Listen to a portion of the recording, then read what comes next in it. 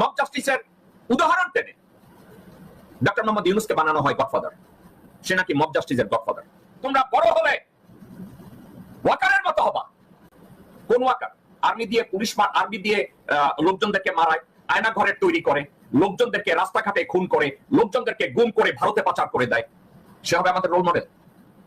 আমাদেরকে এবং আমাদের সমাজ ব্যবস্থাকে ইতিমধ্যে কি ফেল করানো হয়েছে? বিচার ব্যবস্থা নাই, পুলিশরা ফেল করছে, পুলিশদেরকে ফেল করানো হচ্ছে ওয়াকারের নেতৃত্বে। আর কতবার বলবো, ওয়াকার এবং ওয়াকারের সাথে ভারতীয় ষড়যন্ত্রের যারা জড়িত আছে তারাও কয়েকটা শব্দ তারা এখন অ্যাড করেছে। সেটা কি? Mob justice. মব জাস্টিস বাংলাদেশের জন্য ভালো না, আইনের জন্য ভালো না, সমাজের জন্য ভালো না, পুলিশদের জন্য ভালো না। এই মব জাস্টিসটা এখন তাদের নজরে আসছে। এই মব জাস্টিস আপনার আমার জন্য ভালো না, এটা তাদের ন্যারেটিভ। আবার আরো একটা কথা, একটা গ্রুপ বেরিয়েছে, তাদের সাথে যোগ দিয়েছে আপনার আমার মতো আরো কিছু লোকজন, যারা বলে আগেই ভালো ছিলাম, আপারে নিয়ে আসেন। এটাও একটা ন্যারেটিভ, আগেই ভালো ছিলাম। আবার আরেকটা ন্যারেটিভ তারা তৈরি করেছে, ৭২-এর পবিত্র সংবিধান। ৭২-এর পবিত্র সংবিধান, এটা তো কোরআনের মতো, এটা তো পবিত্র কোরআন আমাদের জন্য। ৭২-এর সংবিধান হচ্ছে আমাদের বেহেশতে যাওয়ার চাবিকাঠি। এবং আমাদের বেহেশতের অবস্থানটা কোথায় জানেন তো? ভারতে। এখন তাহলে এই ন্যারেটিভ গুলো আমাদের উপরে। আবার আরেকটা গ্রুপ বেরিয়েছে, ২৪-কে কোনোভাবে মানে ৭১-কে রিপ্লেস করতে দেওয়া যাবে না। কিসের ২৪? ৭১। ৭১ ভারত, ভারতের অবদান ৭১, এটাকে বললে চলবে না। এসব ন্যারেটিভ গুলো একের পর এক আমাদের উপরে চলে এসছে এবং আমরা কি এগুলোকে ওয়েলকাম করছি? আমরা কি এগুলো দেখে আমাদের ভিতরে কোনো প্রকার সচেতনতা তৈরি হচ্ছে? একটা কথা আপনাদেরকে আমি বলি, যখন মাফিয়া নিয়ে সিসিলিতে যখন এই মব সাবজেক্টটা তৈরি হয়, একটা দেশের যখন গতানুগতিক বিচার ব্যবস্থা ফেল করে, একটা সমাজ ব্যবস্থা ফেল করে, নৈতিক স্খলন হতে হতে সমাজটা এমন একটা জায়গায় গিয়ে দাঁড়ায় যেখানে সবকিছু ফেল করে। পুলিশ কাজ করে না, শাসন ব্যবস্থা কাজ করে না, বিচার ব্যবস্থা কাজ করে না, টিচারদের কেউ সম্মান দেয় না, সত্যের কোনো মর্যাদা থাকে না, সঠিক কাজের কোনো মূল্যায়ন হয় না। পরিস্থিতি কি? সবকিছু জান না। আপনারা কি জানেন ঠিক তখন মানুষের গুটি কয়েক মানুষের ভিতরে ক্রোধ জন্ম নেয়, রাগের জন্ম নেয়। তারা দুনিয়াকে ভেঙে চুরে তছনছ করে তারা চিন্তা করে যে তারা দুনিয়াটাকে ফিক্স করে ফেলবে, সমাজটাকে রক্ষা করে ফেলবে। মারিও পুজো, যে ভদ্রলোক গডফাদার উপন্যাসটা লিখেছে, তাকে জিজ্ঞাসা করা হয়েছে, তুমি এই অপরাধী চক্রকে কেন গ্লোরিফাই করেছো তোমার এই লেখার মাধ্যমে? মারিও পুজো একটা কথা বলেছিল যে একটা সমাজ ব্যবস্থা তো ফেল করেছে, আইন শৃঙ্খলা পরিস্থিতি ফেল করেছে, বিচার ব্যবস্থা ফেল করেছে, রাজনৈতিক নেতৃবৃন্দ ফেল করেছে, সমাজকে যারা বিবর্তনের মাধ্যমে উপরে উঠে তুলে ধরবে তারা ফেল করেছে। তো তাদের ব্যর্থতার জন্য আজকে যদি কিছু লোক রাগ হয়ে অবচেতন মনে চিন্তা করে, do you know what, police ঠিক কাজ করে নাই, বিচারকরা ঠিক কাজ করে নাই, রাজনীতিবিদরা ঠিক কাজ করে নাই, অর্থনীতিবিদরা ঠিক কাজ করে নাই, ব্যবসায়ীরা ঠিক কাজ করে নাই, আমার টিচার ঠিক কাজ করে নাই, আমি ঠিক কাজ করব।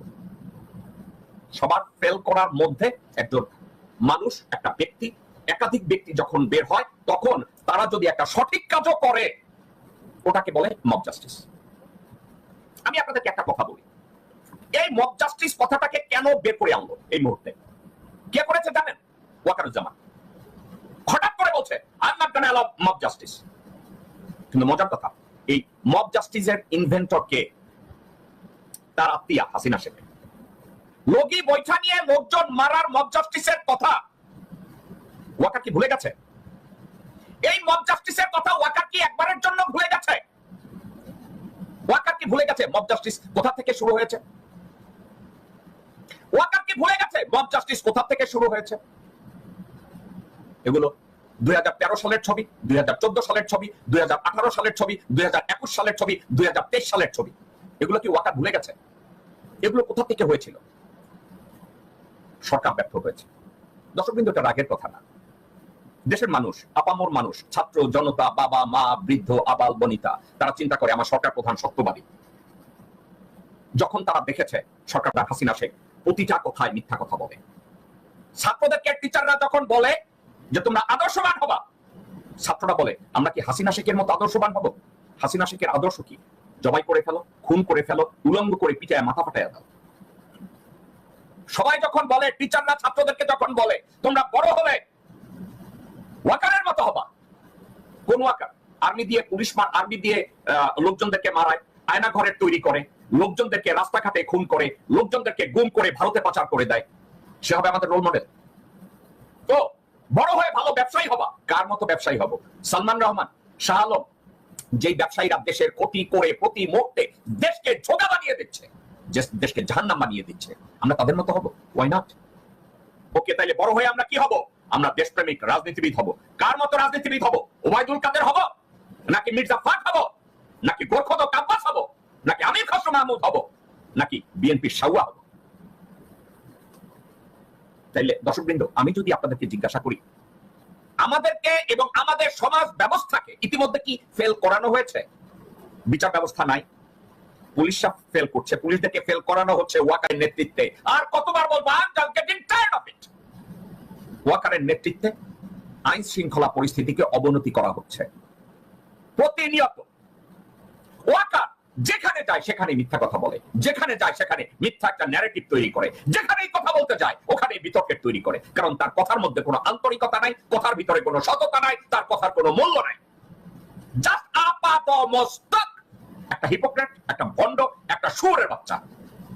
এখন এই লোক যদি বলে মব জাস্টিস অ্যালাউ করা যাবে না, আমি কি মনে করি যে mob justice fair, mob justice justified? No, আমি মনে করি না মব জাস্টিস কখনই জাস্টিফাইড।